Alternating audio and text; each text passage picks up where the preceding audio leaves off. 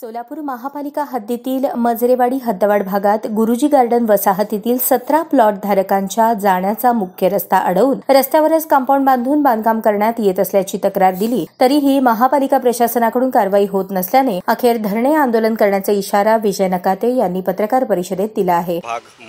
Majrewadi Bombay park लगत आमचा collector मंजूर बिनशेती लेआउट आहे आणि ह्या लेआउट मंजूर करताना जो मोजणी नकाशा आम्ही सादर केला होता त्यामध्ये 15 मीटरचा ॲप्रोच रोड स्पष्टपणे दिसत आहे आणि हा ॲप्रोच रोड लगत कब्जेदार पश्चिम दिशेचे 94-1 यामधून जाऊन मेन DP रोडला जुळत आहे।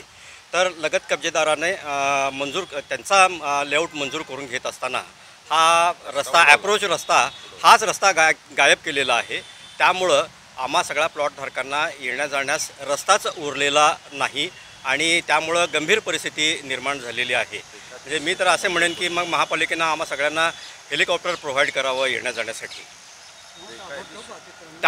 तर आमची महापालिका प्रशासनास अशी विनंती आहे की सदरचा लेआउट लगत कब्जेदारचा पश्चिम दिशेचा तो दुरुस्त करावा आणि हा ॲप्रोच रोड खुला करून मिळावा। तिथे सिमेंट कंपाऊंड लगत कब्जेदारांना मारलेलं आहे, ते ताबडतोब ते जे बेकायदा आहे ते ताबडतोब काढून टाकण्यात यावे।